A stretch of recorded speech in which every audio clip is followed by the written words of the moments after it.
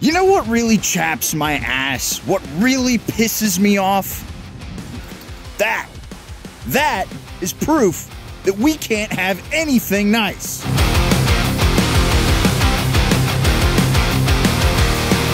Now, this statement is going to piss off a lot of people, and probably the title is pissing some folks off too.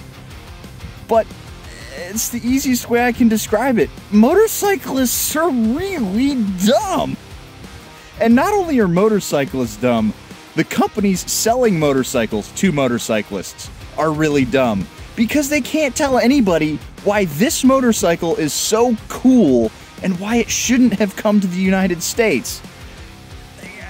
They marketed this as like an FZ10. This is not an FZ10. And yet, we are all sitting there looking at spec sheets being like, oh, this is 1700 cc's. It doesn't make as much power as 1,000. Why would I buy that when the 1,000 is the same price? We're all so stupid. Let's hit the road and talk about it. All right, folks. Now, I know I came in strong there, but I'm going to tell you right off the bat, I'm no bastion of enlightenment myself. I'm not immune to any of the marketing ploys or any of the woo shiny that I'm about to decry here. I'm the average trained American consumer who just wants to buy the newest, biggest, and baddest thing. But as a result, we miss out on some really awesome stuff. And I want to talk about all that and how I think we got here and what I think we need to do to make sure that we don't miss out on opportunities like this bike, because I guarantee you there are some really cool bikes out there that people just, that companies don't want to take a risk on because they don't want to make a flop. They don't want to sell a bike for like a year, not make any money back, and have to scrap it.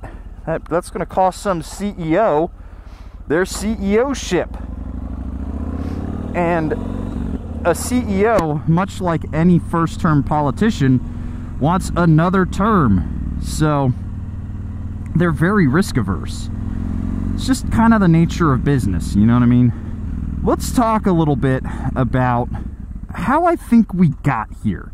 And what I really think started it was the speed wars. Early in the 90s, 80s, and to a slightly lesser extent the 70s, there was that huge speed war where everybody, Yamaha, Honda, Suzuki, Kawasaki, they were all competing to make the fastest motorcycle they possibly could. Just whatever motorcycle could outperform the other one. And it made a lot of sense back then because bikes really, relatively speaking, they weren't all that fast. You know, you went from a top speed of like 100 miles an hour to 110 to 115 to 125 to 130. And I know that sounds fast because it is. Anything over like 35 miles an hour is enough to make your insides go outside if you hit something. But, you know, everybody, it was driven so much by racing and this attitude of, we're going to push the boundaries, we're going to see what this machine is capable of, and then when it breaks, we're going to make it better. And so you got these really awesome, flashy marketing material of the fastest motorcycle in the world, or, you know, the most horsepower ever on two wheels. And you would see a lot of that in magazines and stuff. These big splashy articles about how, oh, the Z1900 is the New York Strip. It's the biggest and baddest thing ever to roll off a factory floor. And then next year, you have, oh, Honda made the biggest and baddest thing ever to roll off the factory floor. Motorcycle journalists, a lot like YouTubers, they're not that creative, guys. I'm just going to tell you right now, a lot of what I do is repeating the same format, but from different motorcycles. That's usually why I don't review a new model year, because it's going to be the same video that you saw last year. I like to branch out and do other types of motorcycles rather than reviewing new model years, because it's boring. Who gives a crap about, you know, oh, it's got 1 extra horsepower here. But, you know, when you're paid by the word, you got to reuse a lot of stuff. It's like having, you know, a copy and paste title. And a lot of titles, they work really, really well year over year because it's like, oh, new king, new best, new whatever. And what it does is it makes you look for the best thing you can get. And, you know, that's a lot of how the American consumer thinks about stuff. Let me give you a example that's a little less motorcycle related, so you can just sort of see where I'm coming at with this once I flip around, because I'm going back down this really complicated, twisty road on a motorcycle that's not very good at it. I interrupt this rant to bring you a quick message from the sponsor of today's video, Quadlock. Has this ever happened to you? Have you been ready to leave your house but can't find your wallet? Have you torn your entire house apart in a frenzy looking for it only to realize that it's on the counter under yesterday's mail? Well, Quadlock has the answer with their Mag Wallet. That's right, Quadlock doesn't just make the best cases and phone mounts for your motorcycle, they've got all sorts of goodies for your everyday use. I switched to the Mag Wallet after I got sick of forgetting my wallet at home and having to bum cash off of my buddies, but maybe you're more organized than I am and just want a new mount for your bike. Well, you've got a whole bunch of different styles that will fit on every kind of bike, and they've even got wireless charging heads, vibration dampeners, and my personal favorite, the waterproof poncho, which saved my butt while I was riding back from Florida in the rain. Click that link down in the description below and check out everything that Quadlock has to offer, and a huge shout out to Quadlock for sponsoring the channel. Now let's get back to it. Okay. So, in PC gaming, there's this unique thing happening where Valve, the company that runs Steam, which is the #1 PC gaming marketplace, I don't care what anybody else has to say about it, they run the show. They have this handheld gaming machine. It's called the Steam Deck. And Asus made their first real competitor in the Ally. And there's the Lenovo Legion now, and everybody's basically making a handheld gaming PC, and each one has something that's slightly different.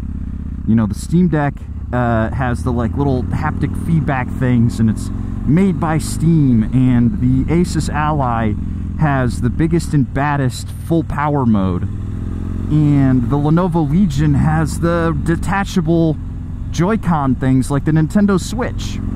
But the one thing everybody cares about is, okay, I'm going to spend between $500 and $700 on a gaming PC, a handheld gaming PC. What does any PC gamer care about? Frame rate. That's all they give a about. They don't give a about battery life. They don't give a about detachable Joy-Cons. They don't care. All they care about is frame rate. What do motorcyclists care about? Horsepower. At the end of the day, everybody wants to get the most for their dollar. And that's where you get a lot of those really aggressive, you know, the new best, the new blah, blah, blah. Because everybody wants to make sure they're spending their dollar wisely, because we don't got that many dollars. Everybody wants to get the most money they can for their bike, and that results in something like you saw in the early 2000s, where every leader bike was just pushing horsepower. It went from top speed because of the letter after the Hayabusa came out, where everybody limited to 186, and then it became how fast can you get there. It's a horsepower game now. And so every leader bike was faster than the last one. It had more horsepower. And that was the selling figure, because it was who could make the fastest motorcycle they could with the most horsepower. And that dribbled down from leader bikes into naked bikes, because, you know, back in the 2000s, what you had was a leader bike would come out, and then right next to it on the showroom was the 600, and then in some cases you had the 300. And then, beside those guys, were the naked 1000, the naked 600, and the naked 300, to a much lesser extent naked 300s. It was mostly 1000s and 600s. And you see that with the Hornets, you see that with the FZ6 and the FZ10. You see that with the Kawasaki's, the Z800, Z1000. I don't know if they had an inline 4600. I don't remember. Suzuki still going strong with the GSX S750 right next door to the GSX R750. And the 1000, GSX-R 1000, GSX S 1000. That idea is what murdered the MT01 in its crib. It was that idea that you want as much horsepower for your dollar, or as much bike as you can possibly get, and that is what turns us into the idea of the spec sheet warrior, right? Back at Yami, we use this term a ton, the spec sheet warrior, and essentially all it is it's somebody who looks at three things: horsepower, weight, price. For a lot of people, that's really what they care about, even though it's a vast oversimplification. And perhaps it's a negative oversimplification, because I know a lot of people nowadays really care about having good tech packages. And that's one of the things that drives CF Moto's success, is they're having a ton of technology at a cheap price and a bike that looks good. But at the end of the day, you're not going to spend $10,000 on a 400 when you can spend $10,000 and get 1000, you know, or an RS 660.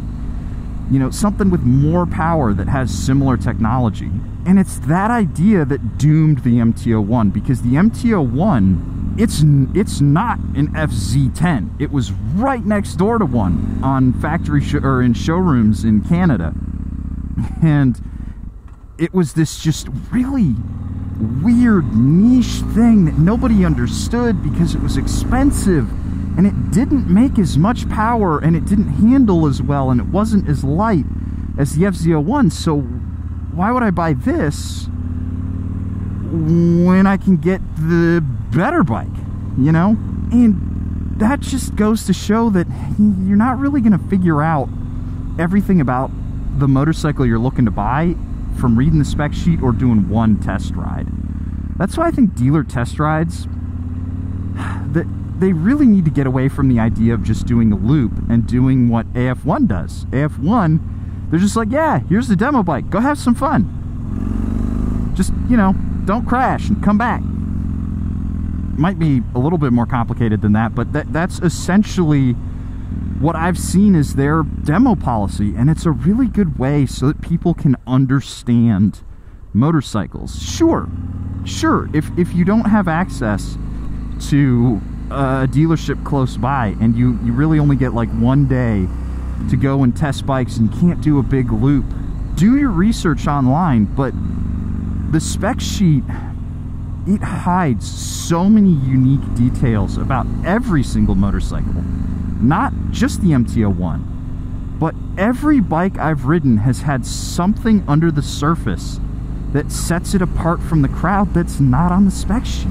And it's that desire of, ooh, shiny, whee, that kind of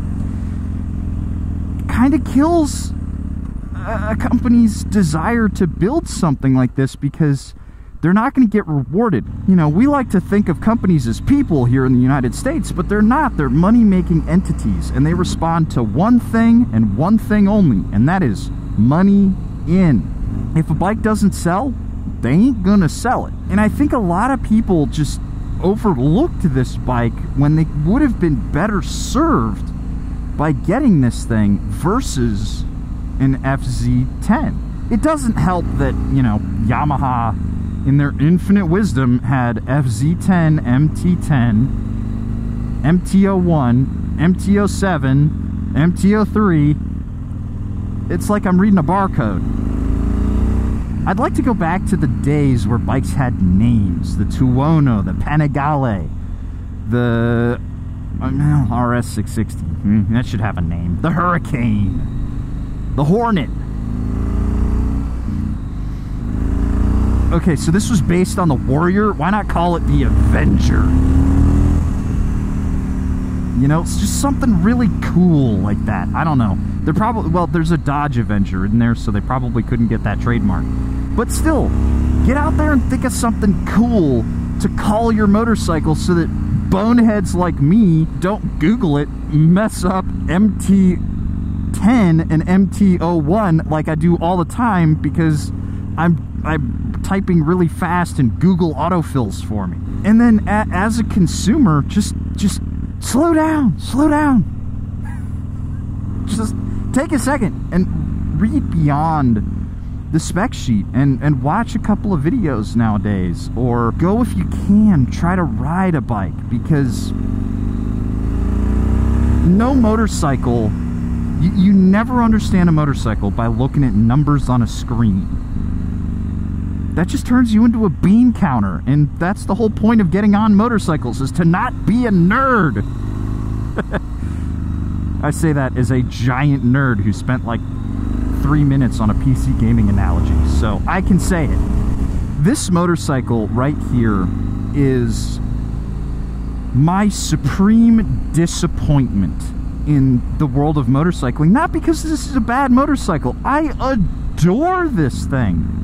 And this thing would have done so well in America if we morons gave it a second look. Would it ever reach vast success? No. Probably not. It was never gonna be an MT10. It was never gonna be the runaway smash hit that the Crossplane R1 is. It's never going to be the Yamaha VMAX. But there are cult motorcycles out there that are still for sale and are a ton of fun. And the entire Moto Guzzi line, for God's sake. They're basically all cult motorcycles. And I say that because I joined the Moto Guzzi cult. Yeah, you have to get your Moto Guzzi branded garage mat, and you got to get Moto Guzzi swag, and it's a lot like being a Harley Davidson owner. Except you're riding an Italian V-twin that's bolted on sideways as opposed to an American one that says potato potato when it goes down the road. I hope this is making sense, because admittedly I am delirious with glee going down the road on this motorcycle. It makes me so happy. There's just something so stupid and so wrong about this bike that makes it so right. It's not for everybody, but the people who love it will never shut the fuck up about it. A lot like a Moto Guzzi owner or an FZ10 owner. If you ever get an FZ10 owner talking about their motorcycle, they'll never shut up. I promise. Because I've talked to them. And boy, oh boy, do you guys love your motorcycles. A lot like us Moto Guzzi dweebs, you know? Oh, Moto Guzzi, it's so special. You just don't get it until you ride it. It's so easy for that stuff to just come out of me now. But there is some truth to it. So if we can take anything away from this unhinged rant today, just let it be that motorcycles are complicated. A lot like ogres, motorcycles are onions. They have layers. And you really got to take a second and peel back just the surface level spec sheet to start seeing what makes a bike special. Because this, to me, it's the last gasp of the weird and wacky Japanese manufacturers that just don't exist now. Because everybody's so risk averse. Because everybody just wants power per dollar. They measure it down to the ratio of how much money am I getting? How much money am I putting in? How much power am I getting out? And I know, again, that's a vast oversimplification. A lot of people care about technology, and they care about this, that, and the other thing.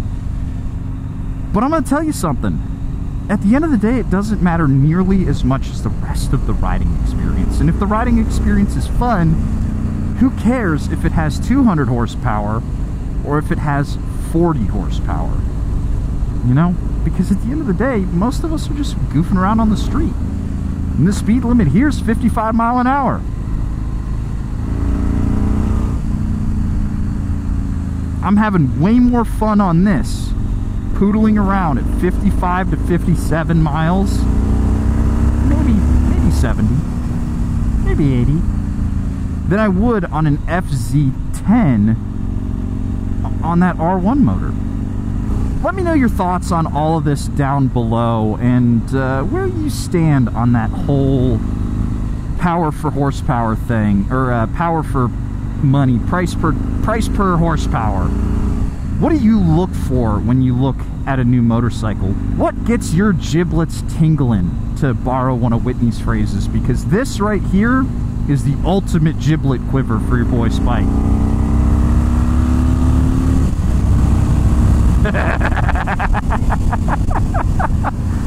On that note, I will catch you guys in the next one. See you later.